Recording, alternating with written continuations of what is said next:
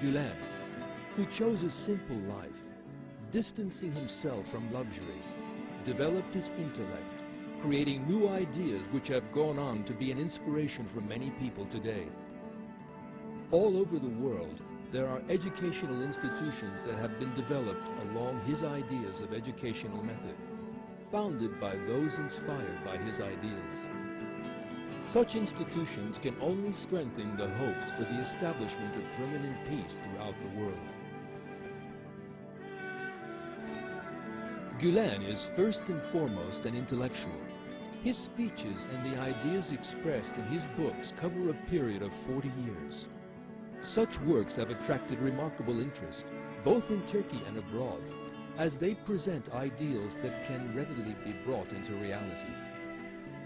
Private businesses that have been affected by ideals that are practical and connected to life, rather than fantastic dreams impossible to apply to real life, have established schools, not only in every city in Turkey, but also in every part of the world.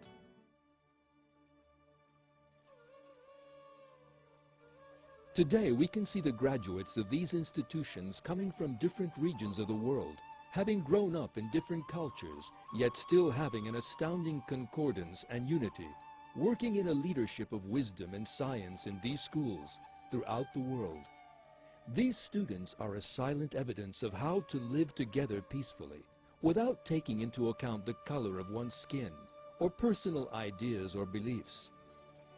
The idea around which the children of different nations gather is the concept of dialogue and tolerance. This is the theme with which Fethullah Gülen has given much importance over the years. The ideal of dialogue and tolerance strikes those people who visit the schools, wherever in the world they may be.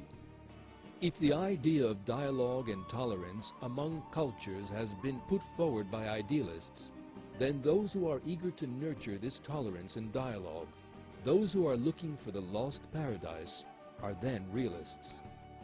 We can rest assured that dialogue among civilizations and peace in the world are no longer a dream. As an intellectual, Fethullah Gülen has been a source of inspiration for organizations in which different people from different political and cultural backgrounds have gathered together in a warm embrace. This phenomena began to occur in the 1990s.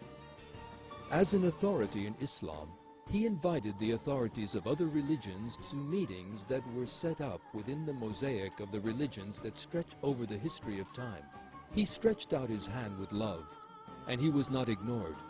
Pope John Paul II, the Chief Rabbi, Eliyahu Bakshi Doran, and Patriarch Bartholomeos have been of those who have declared that Paradise Lost is known as peace on earth. Together they have all opposed the thesis of the clash of civilizations. Today, not only are religious authorities giving support to the message of Fethullah Gulen, also scientists and intellectuals living in various parts of the world have backed his call. Because his ideas for peace for the world are moderate and reasonable, they have begun to be debated in intellectual settings throughout the world, saving them from remaining mere words and taking them beyond mere organizations. Today, in schools in different regions of the world peace is alive because of these ideas. So what is Gülen's message that affects so many people to such a great extent? What does he talk about, and what makes those around him embrace his message? He has many brief sayings, applying to both individuals and for society. Here are some examples. People should act as a prosecuting lawyer for their own bad behavior, and a defense lawyer for the mistakes of others. Open your hearts as wide as possible. Let them become oceans. Love humanity and renew with faith. Become closer to every heart. Do not permit any heart to be gloomy or distant. Treating love with love and enmity with enmity is the most distinguishing characteristic of a heart that is overflowing with faith. Hating everyone means that Satan has grasped one's heart. Love humanity. Admire humanity.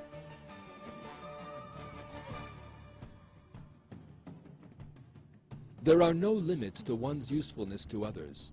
An individual whose aim is great should be altruistic enough to sacrifice their soul for others.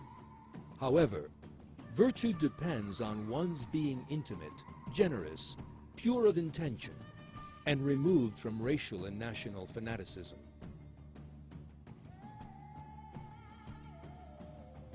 Nations whose youth have been well educated are candidates for improvement. On the other hand, the decline of those nations which disregard youth is inevitable. Those who attempt to heal the world should first heal themselves. Indeed, it is not until they have purified their inner world from hatred, jealousy, and shame that they can become model for others.